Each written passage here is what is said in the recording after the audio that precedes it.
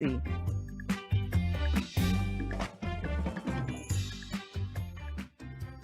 Hey everybody, welcome to the Pub Date Podcast. Hey Vanessa, happy Friday. How you doing? Happy Friday. I'm doing great. There's not a cloud in the sky, and I'm going to enjoy a cocktail later today. How are you? Same. I am so bummed that we didn't get to talk last week because last Saturday was National Independent Bookstore Day, which is huge. Did you do any shopping online or in person? I did my bookshop.org shopping, and I am waiting very ever so patiently to get my books. I decided I'm going to start reading in Spanish so that I can sharpen that first language a bit. But I'm going to start. That's what I did. I bought some books in Spanish and I bought some books in English. So I'm happy. Nice. I did the same. I had a crazy busy day last Saturday. I had my first communion. I had the kid going to prom. I had all the things. And so I did not get to go shopping. So I also did the bookshop thing and they were running 20% off, which was great. They hardly ever run a sale ever. So yeah, I also stocked up. I think it was from what I could tell on social, it was a really good day for most independent bookstores, which is great. One place I didn't shop was Amazon physical stores because they're closing all of them. Yes. And that's not independent. For one thing. And it's really hard to get into. And the way of getting your book into that is an algorithm that I don't think anyone can crack. So correct. Yeah. If anyone missed it, Amazon's closing their physical bookstores. They did a little experiment a few years ago. They tried to do some physical locations. We went to a couple of them in our travels and adventures together, and they were cool. I mean, they kind of felt like your local independent bookstore, but yet you knew it wasn't. So it just wasn't the same. I didn't think they didn't hit the same. No, it was I mean, you could run in and get like a charger and a book. Right. But it just felt, it wasn't warm. It felt like the Amazon website. Like, here's some random things that you could possibly be interested. Right? Like I walked into a website is what it felt like, for sure. Well, I think they finally realized that's not their jam. So they're pulling those stores as well as the 4-star stores, which I did kind of like because it was kind of like going into TJ Maxx or Marshall's. Yes. On steroids. So those were kind of cool. But I think there were around 67 locations. They're closing those. Their physical stuff only accounts for about 3% of their total rev. So they're kind of throwing all their physical store money into Whole Foods, I think. Yes. In fact, actually, I think they figured out that food is the better bet for them physically. There's an Amazon Fresh store opening up near me, right across the street from my Sprouts. So look out, Sprouts. Yeah, They're exactly. coming for you. Well, the word on the street is B&N is actually looking to pick up some of those physical locations because B&N is changing. B&N, Barnes & Noble. They're kind of changing the way they do book selling too. They have in the last year. They've kind of reduced their footprint a little bit. When you go into a Barnes & Noble store, it's a little more homey than it used to be. It doesn't feel like you're walking into a warehouse store anymore. So I think some of these smaller Amazon locations might be a really great fit for them to try, like an even smaller footprint style of store to see if it works for them. Yes. So that's actually this is something that's been coming, down the line for years now, right? Where it used to be like a big box store, and now it's just like they're giving the power. I feel like the powers that be at Barnes & Noble are giving the power back to the book buyers at that location. It's like, hey, you guys know what it is that is selling in your market. So why don't you buy books and get them on the shelves that make sense for your audience. So that opens up something very interesting for indie authors and hybrid publishers to do. It does. Yes, ma'am.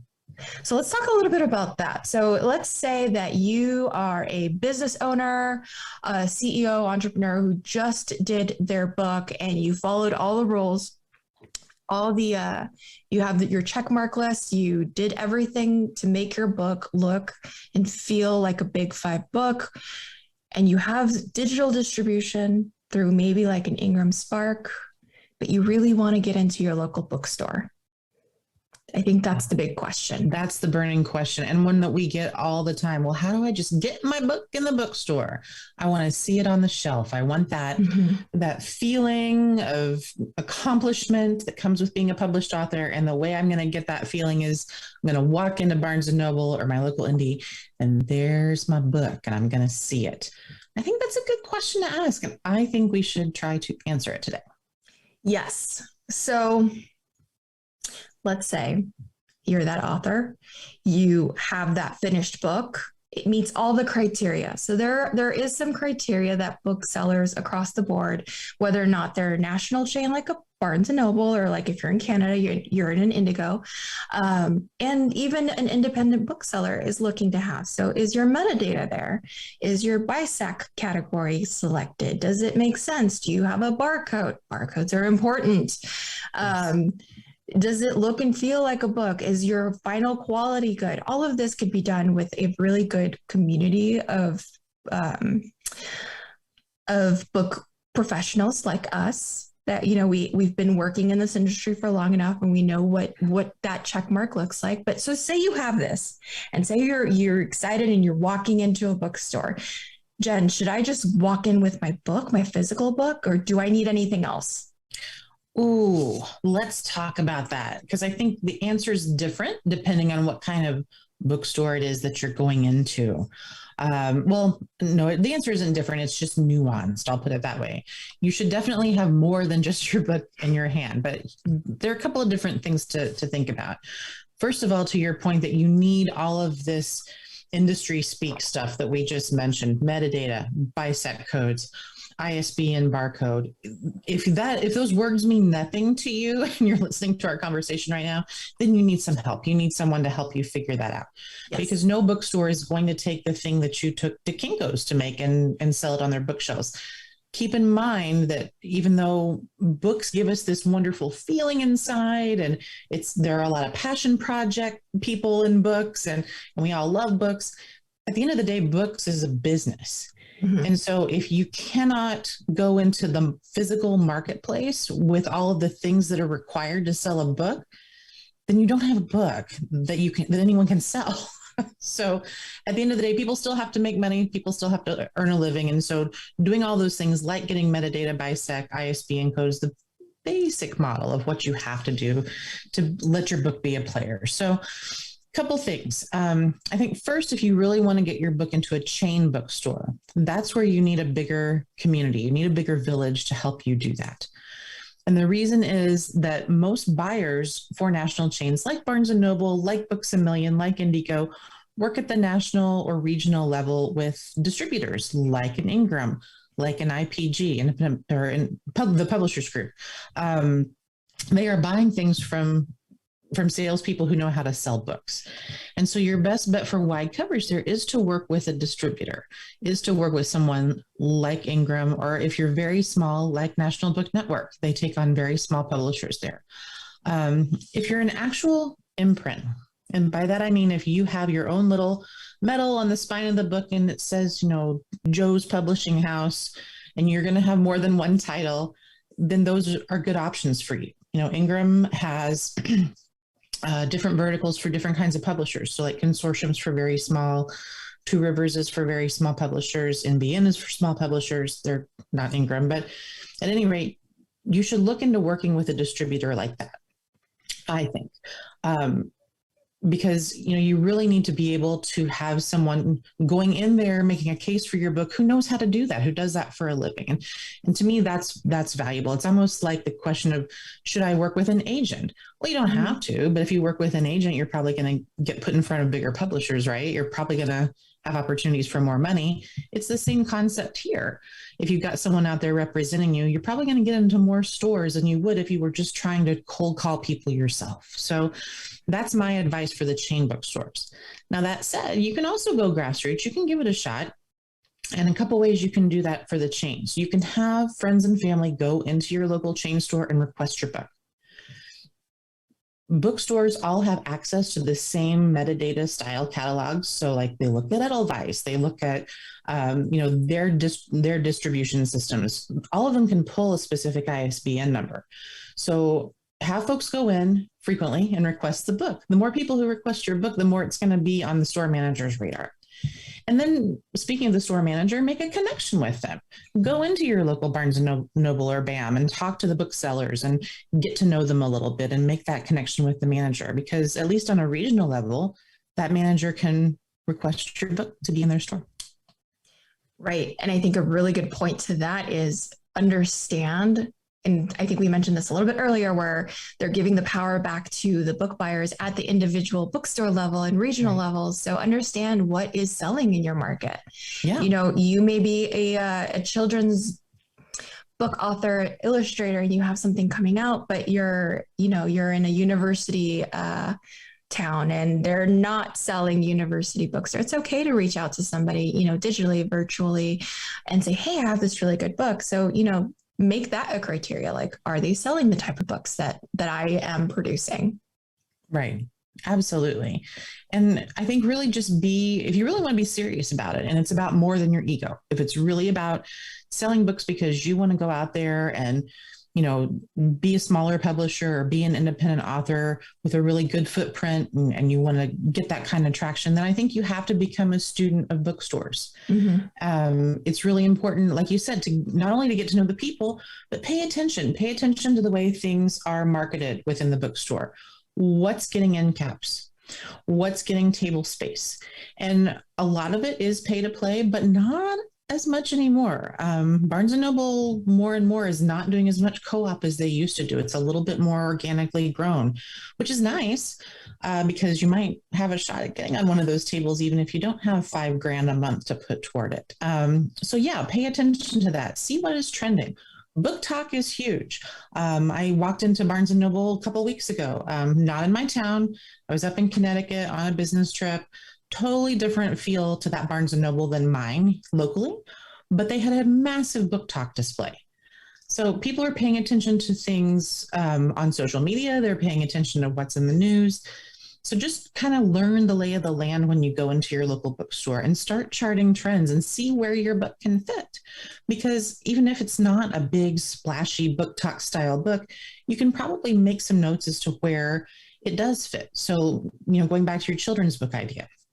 Children's book market is huge, right? It's practically flooded, but Barnes & Noble does a great job of displaying those books and of doing events for them. So see how you can kind of wedge in there. Maybe it's with the homeschool market, maybe it's with the STEM market. Think of all the different ways that your book can appeal to people. Yes. And the STEM market and the homeschool market, we call those special sales markets. Mm-hmm.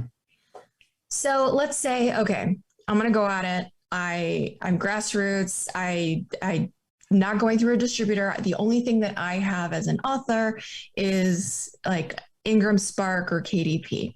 But I did follow the IBPA, which is the Independent Book Publishers Association, checklist of making sure my book fits the criteria for booksellers. I have that checklist. I have a good book. It's been edited. It's been designed.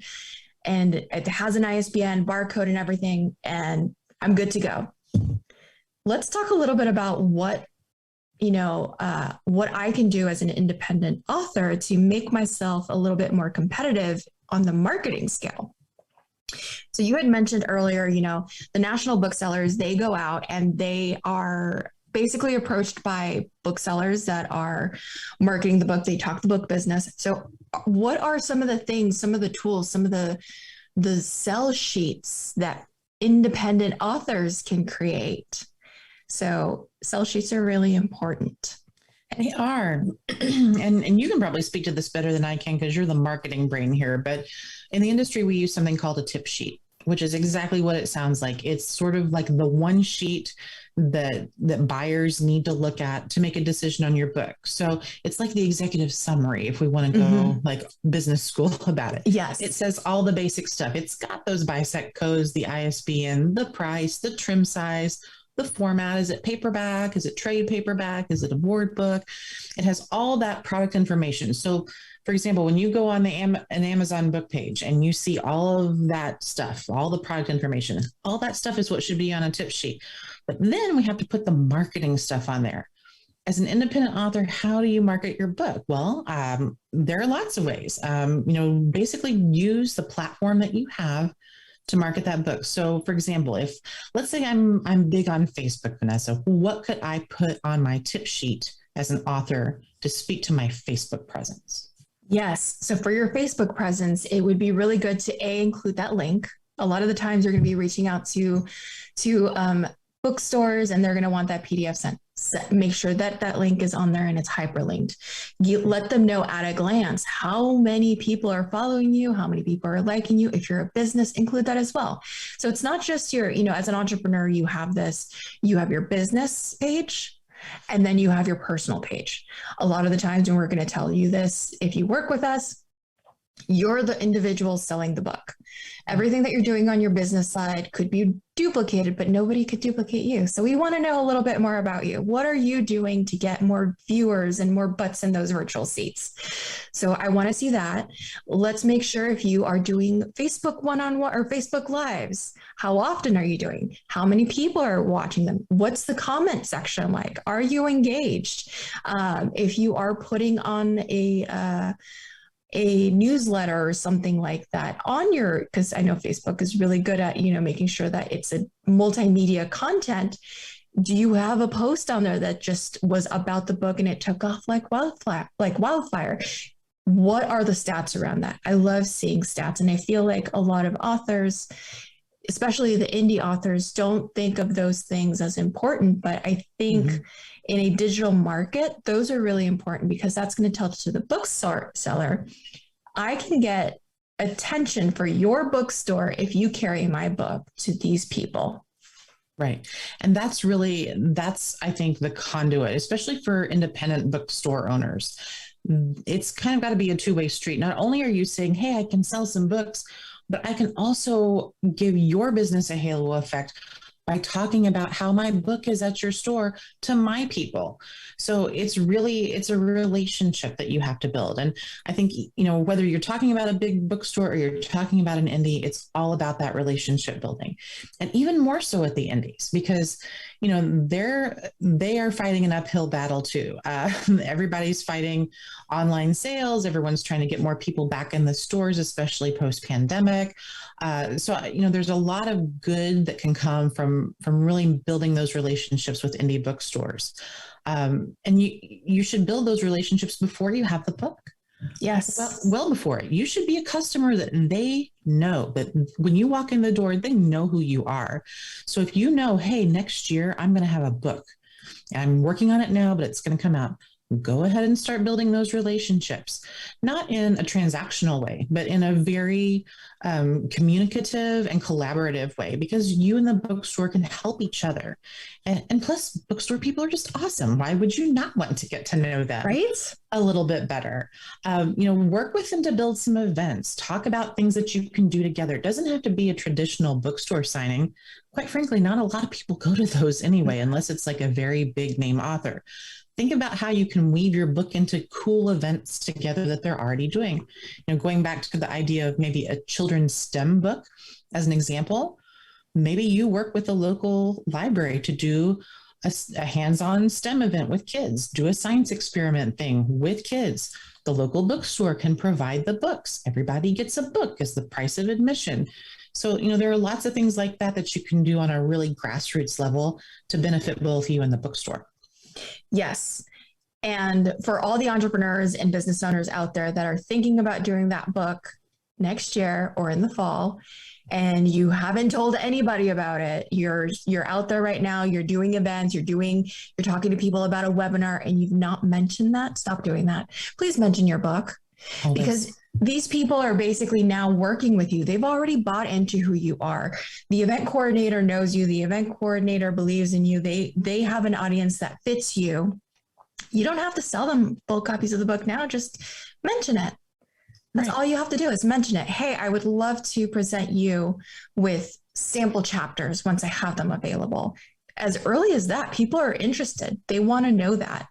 So going back to that tip sheet is such gold, because if you don't have a finished manuscript, you have sample chapters. You have a table of contents. You have an idea of what that could be. And our big thing here is that your book can work for you and should work for you. You should be able to go out and say, like, I have a title, I have this, I have a cover. All of these things are social media marketing points that can start getting attraction. And, in marketing, the more often you remember or remind somebody about something, it's like, oh yeah, I think I heard about that. Oh yeah, I think I heard about that. And then they'll see little bits and pieces and they'll put the connection, they'll connect the dots, and then they'll say, like, oh yeah, Jen's writing a book about that. I can't wait to get that. Exactly. And I think you can work it in very organically into your social interactions so that it doesn't feel salesy and it doesn't feel transactional. The more you can interact with your local bookstores, with other authors who are kind of in your space, but not necessarily a direct competitor to your title, the more you can lay that groundwork now to, chime in and, pop into their TikTok and drop a comment or retweet somebody or whatever you can do, I think it just greases the wheels. Yes. Competitors. That's actually a really key and vital thing is if you have a book that is a competitive book to yours, or that you don't even know, like, is this book already out there? I think booksellers are going to be that well of information for you. So you can walk in and be like, hey, I'm thinking about writing a book about this. What books are currently, selling at your bookstore that are similar like mine? Or maybe have an author that's like me who is in this specific genre. Work with them and then have them be involved in this process. Because I think that makes them, booksellers are just like the librarians of the consumer world, and they have so much knowledge. So you just have to ask. You do. And I think to your point, that can also connect you with people who maybe can support you. There's enough to go around for everybody. So, if you know a couple of really great authors and you mention it to a bookseller, you might be able to be connected to that author so that you can get a testimonial from them. You can get a back of the book blurb from them. Independent bookstore people, especially, they know a lot of authors personally, because for the more well-known indies, like what am I thinking of? Like Garden District Bookshop in New Orleans, which is one of my favorite bookshops, Left Bank Books here in St. Louis, Book Soup in LA. They have so many people who come in for signings who are big names. So, it's the world is smaller than you think, and all roads meet at the indie bookstore. Yes. Yes. And if you're like me and Paul here, who's our producer here in Orange County, there's not a lot of indie bookstores. They are specialty. So like we have romance bookstores, we have mystery bookstores, but if you're in need of finding a bookstore near you, what resources can we give our audience for that? Oh, that's a great question. Well, there are a couple of places that you can look. IndieBound is a great place to look for independent booksellers and find them online and find out where they are. You can also go to Bookshop, even though you can purchase directly from Bookshop. It's also just a great place to look and see what local indie sellers are in your neighborhood or close by to you. Yes, that's very, very good. Okay, so we dropped a lot of information today. We spoke about making sure that you have a checklist ready, that you're like this, you're prepared like a national bookseller, that you have everything spick and span. How do people get these documents? And I think we have to drop something in our on our website or something.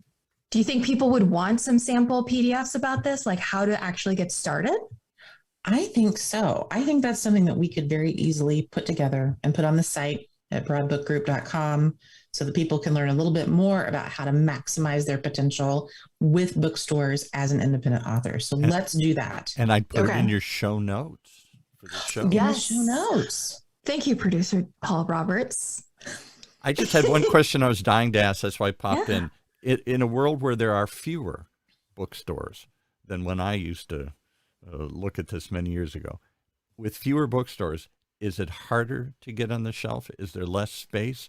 Or is it maybe even easier because you can approach them and work with them, and you're going to sign the book and you're going to do things to promote it locally? I don't know. Is it harder or easier to get in a bookstore these days? What do you think? My take is that it's both. And the reason I think it's both is because the locations, because of the pandemic and everything that's happened, locations have closed down. But because of the internet and the ability to, I mean, it's a small community when you think about it. You can go online, you can find a bookstore that fits exactly what your book is about. If it's a children's book, if it's a fiction book, if it's a mystery book, or a business book, you can find those specialty bookstores and reach out to them digitally. I would agree with that. And, I think 10 to 15 years ago, we were all afraid that Barnes & Noble was going to eat everybody. Yeah, right. And there would only be big box stores. And now Barnes & Noble's kind of the comeback kid, and they're not really looked at in that way. I think what people were afraid would happen didn't happen. Yes, Amazon is happening, but I think that's kind of a different way of selling books. Independent bookstores are thriving. And as Vanessa said, they are really niching down. So they're not every independent bookstore is everything to everybody. They're either regionally focused or they're topic focused. And in a lot of ways, you're right, that makes it easier for people who have a really specific type of book to find the stores that it will be a fit for, instead of trying to throw spaghetti on the big box store wall. And I think the big box stores presented an insurmountable hurdle to the first-time author. They only took big titles. You would think they had bigger space and they would take everything. My perception was it was hard for the independent, the first-time book author to get into Barnes & Noble or one of those big giant conglomerates, and that it might be easier to just approach Book Soup up in LA and walk in the door and say, "Hey, I've got this book." Yeah. And you know what? People talk. As Vanessa said, it's a small community, smaller than you think. And so booksellers talk to each other. And so you get some good traction in a really great indie, like a Book Soup, like a Garden District bookshop. They are going to meet up at their next conference and say, "Hey, have you seen this book? This is a great book." So that word of mouth and that hand selling is just pure solid gold. Good. Okay. I just want to drop in this very last bit. I know we were talking about getting to know your bookseller, but I had worked on a book maybe last year, the year before. It was a book about grief, and the woman who wrote it was very good friends with a few booksellers. And so the booksellers were like, "We need this." They encouraged her. They gave her some feedback, and then they gave a review as the bookseller of this specific book. And what that did is, because this bookseller reviewed the book, her name and the name of the book store was shared digitally at all the retailers because it became an editorial review. And guess what? That happened, then it got indie love. Then it got Goodreads love. So it's just like, you never know who that person is going to be. That's maybe behind the counter, that maybe has a book talk, maybe has a book blog, because that's just what we do in the book publishing business. We are not just doing that thing that we're doing for your book to help support you. We're also book lovers, and we talk. So be nice to us too. We'll come back and talk some more. Let's wrap it up here for today. All right. Well, this has been a great conversation. We love talking books and bookstores all the time. So thank you so much, Paul, our wonderful producer. Thanks to Emily Carpenter-Pulskamp, our executive producer. And we can't wait to talk to you again. See you soon. We hope that you gained some valuable insights into the world of book publishing. Head over to broadbookgroup.com to learn more about us and all our services. And be sure to check out all our social media at Broad Book Group. Until then, keep publishing.